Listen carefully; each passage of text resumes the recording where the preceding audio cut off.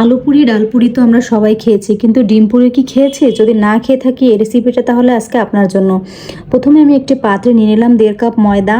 এর মধ্যে দিয়ে দিলাম 1 টেবিল চামচ রান্নার তেল, স্বাদ মতো লবণ দিয়ে শুকনো উপকরণগুলো মেখে নেব। তারপর নর্মাল টেম্পারেচারে রাখা পানি দিয়ে একটা ডো তৈরি করে নেব।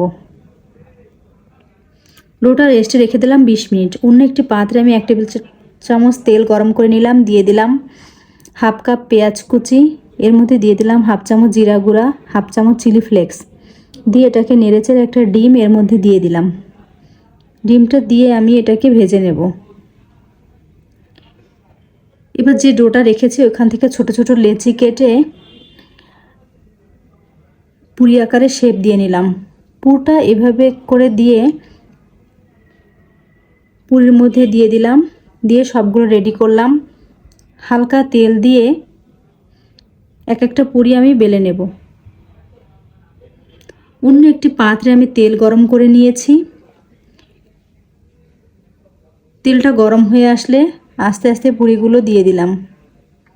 দেখুন পুরিটা কি অসাধারণভাবে ফুলে গেছে।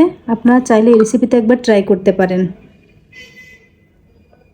এই ডিম পুরিটা খেতে অসম্ভব মজাদার ছিল, ভিতরের পুরটা অসাধারণ লাগে। আপনারা চাইলে এই রেসিপিতে একবার ট্রাই করতে পারেন। ভিডিওটা ভালো লাগলে অবশ্যই লাইক কমেন্ট শেয়ার করতে ভুলবেন না। দেখার জন্য অসংখ্য ধন্যবাদ।